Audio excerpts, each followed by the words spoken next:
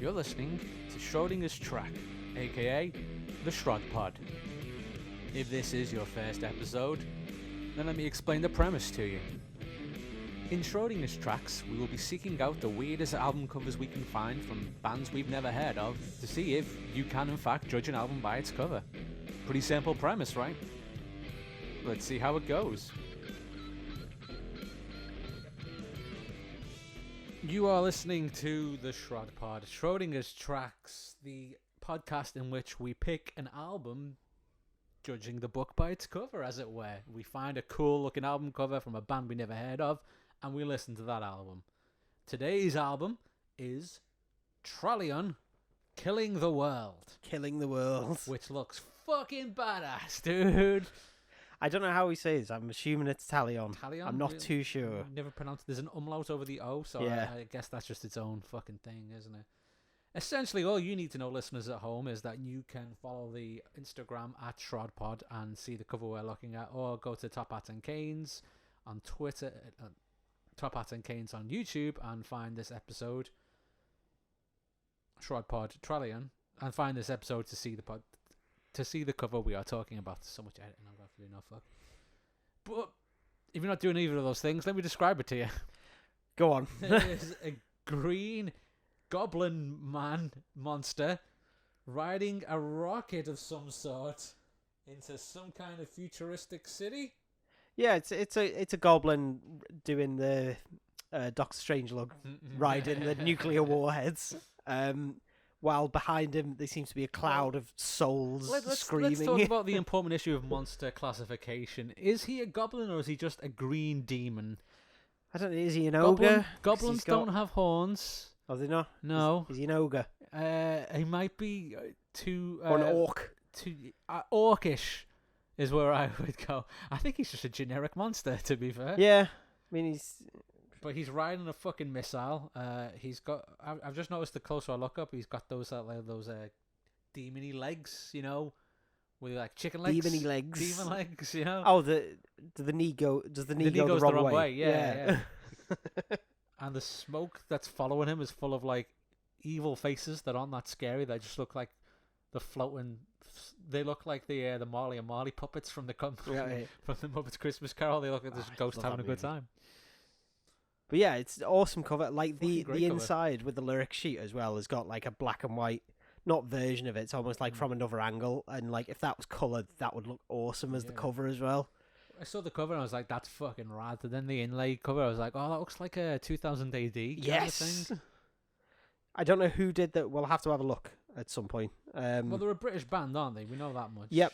All I know about these, I'm assuming it's thrash because that's what the eBay listing said. Mm-hmm. And they appear to be a band that's formed from another band called Trojan. Okay. Which is, again, something like you said where I've heard that, but I don't know whether I've heard it from just knowing about Trojan the band or just getting it confused with something else. But yeah, awesome cover. Like, what's super interesting about this cover, Matt, is that it kind of follows onto the back, but only in like a quarter. Yeah. It's bizarre, isn't it? It's not half of it. It's just a quarter. It's like he's drew it. Who's doing it, and they've saw it and gone like, oh, that's so good, but we can't fit it all on the cover. We'll just keep it going. Yeah. Like it'd have been cool if it did like almost the double length and it had been a gatefold or something. That would have been awesome. The colour is just fucking fantastic. It pops, doesn't it? Yeah, it's not coloured like light green isn't really a colour you'd associate with metal because it's all dark and stuff. But even the blues are light blue as well. Yeah, it's like it goes from like that, like the bottom sort of quarter is almost yellow. The top is like the blue, and they sort of mix in the middle.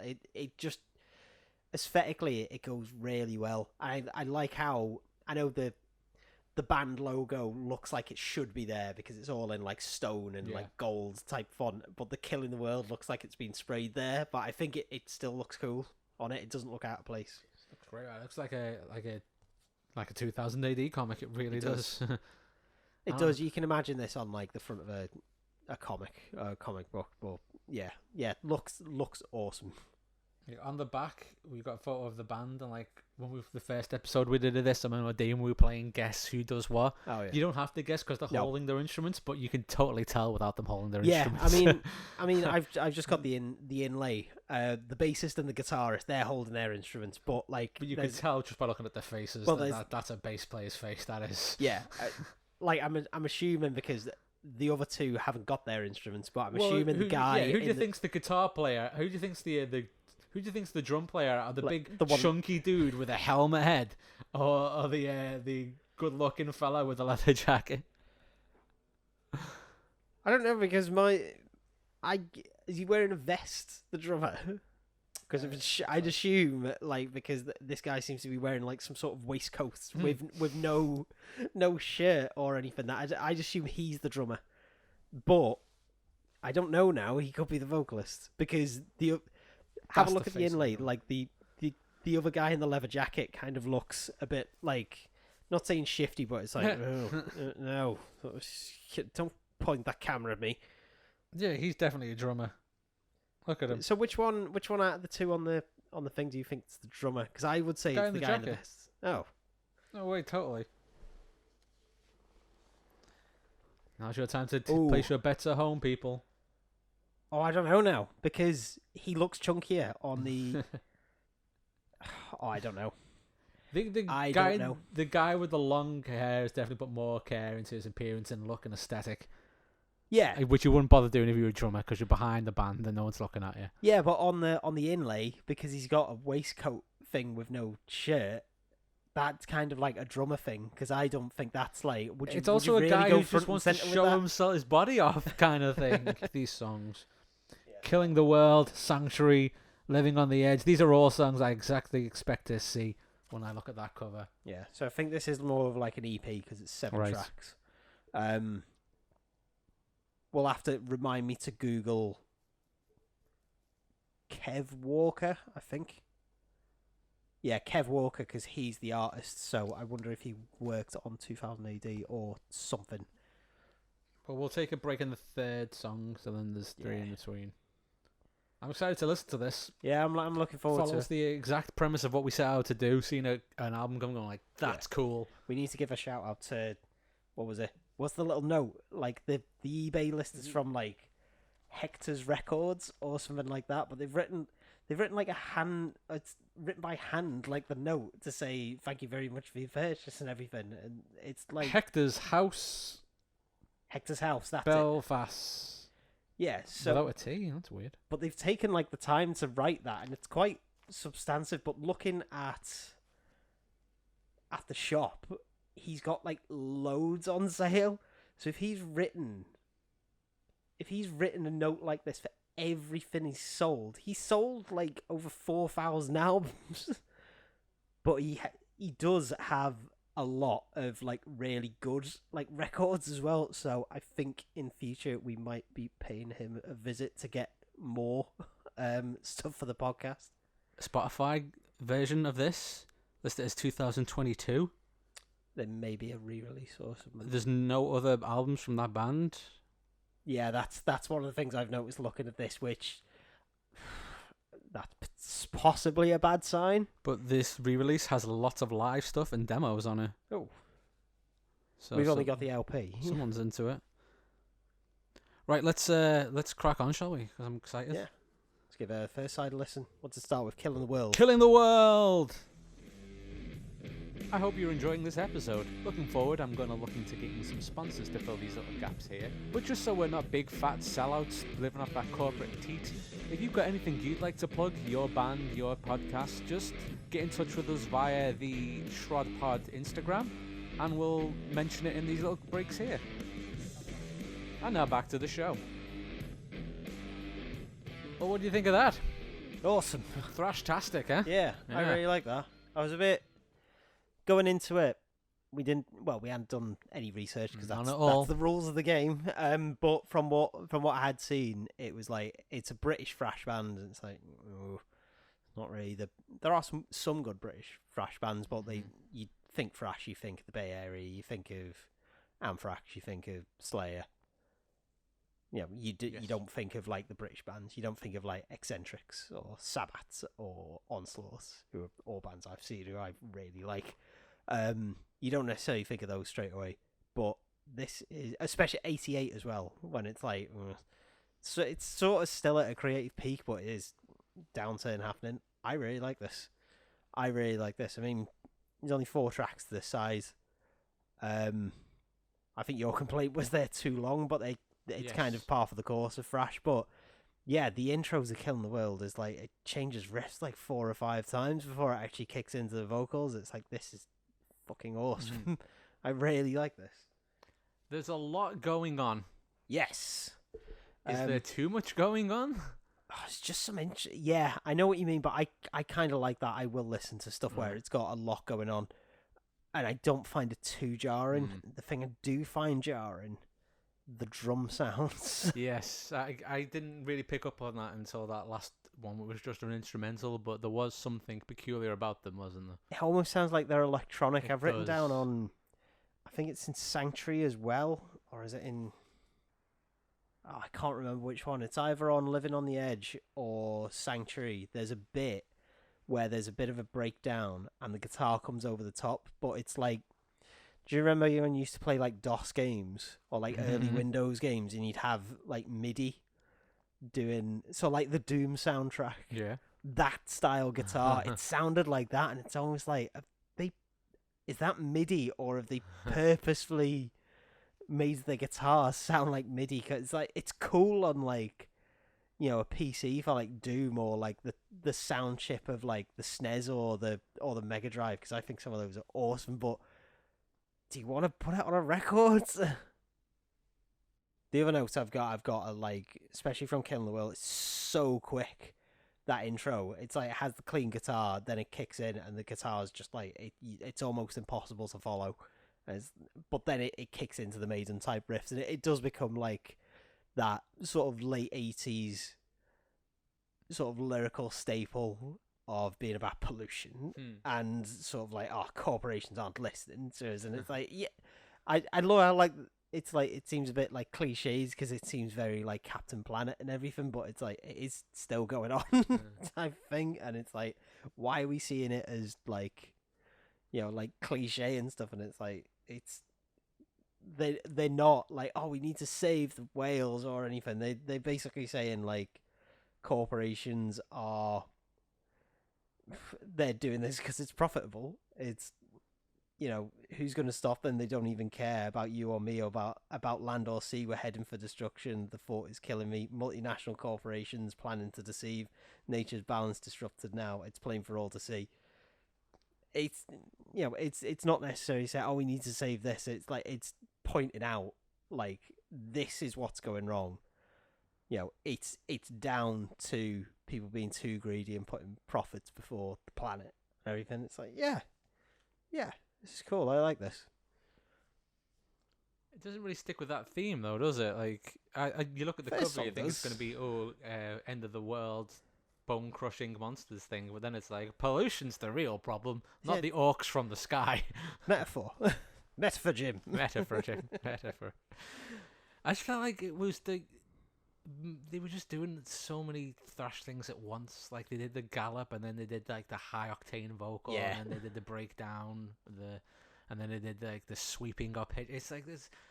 Just pick one lane and stick in it, guys. Yeah, there was a lot. That first song, there was a lot going on in, and like, it's almost like, I'm hoping sort of side 2 is just as good.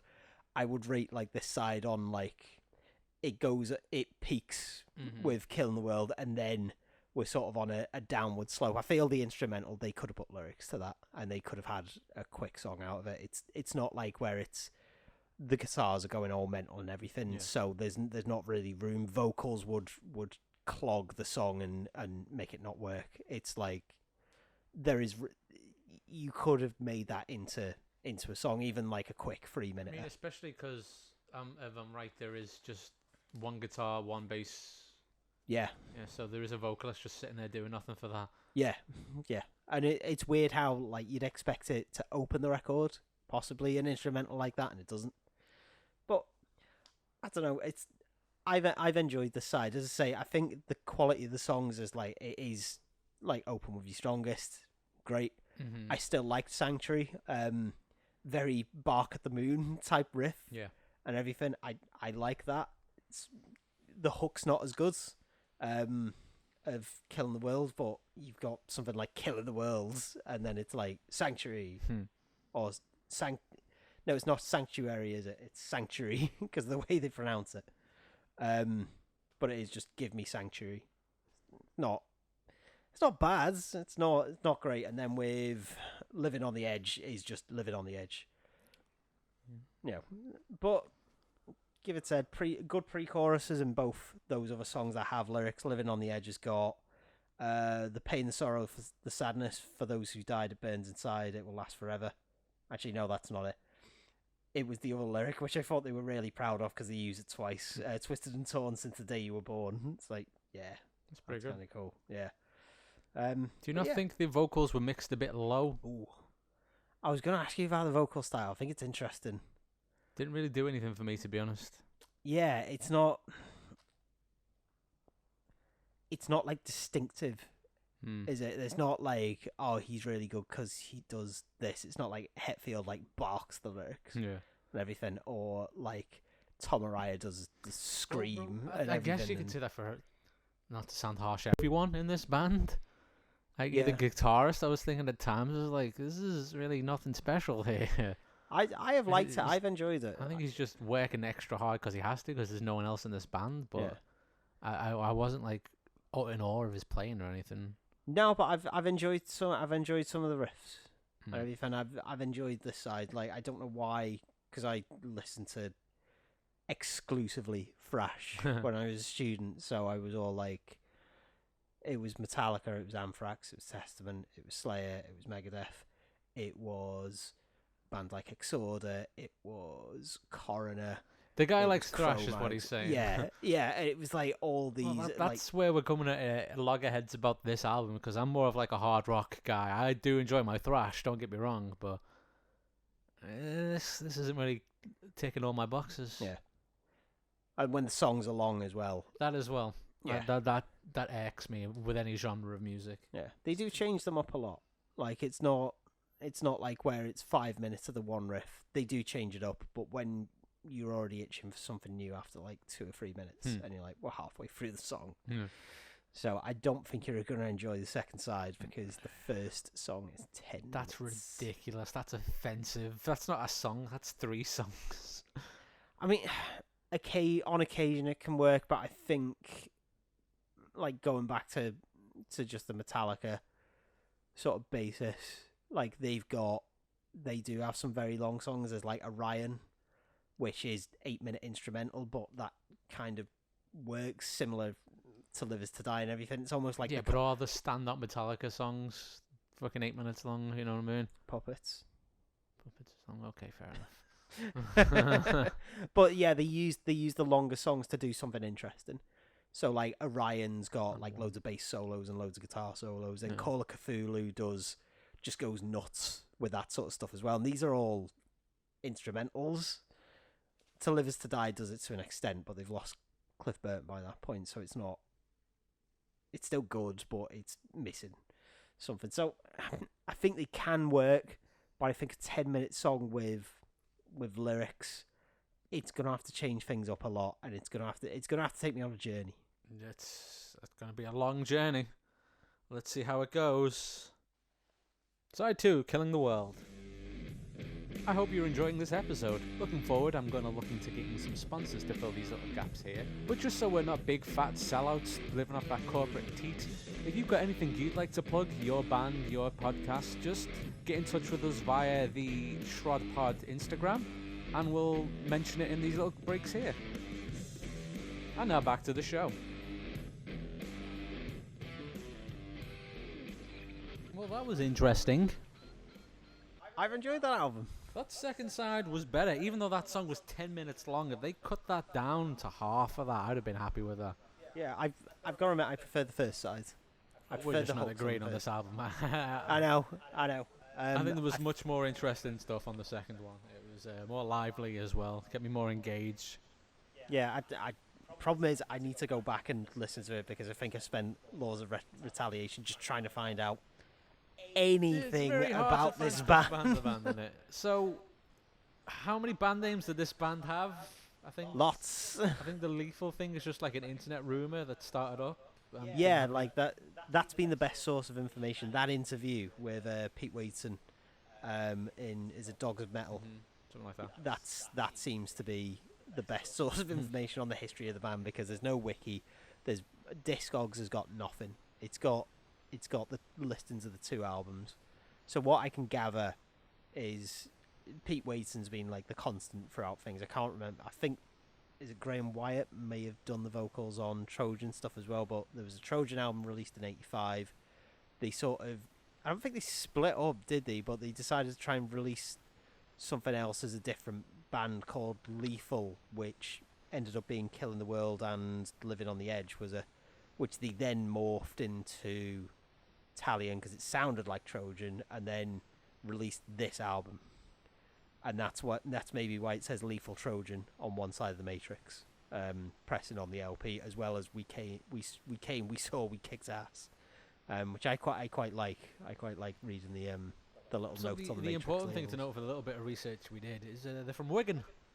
Yes, they're from down the road. Yeah, not far from us. I've spent many a good time in Wigan. It's good to see that they got someone out of there, even though if it was one band with 2 albums. Yeah, I mean, apparently they are still going. There's a YouTube channel called Metallic Savage, which seems to be Pete Wheaton's.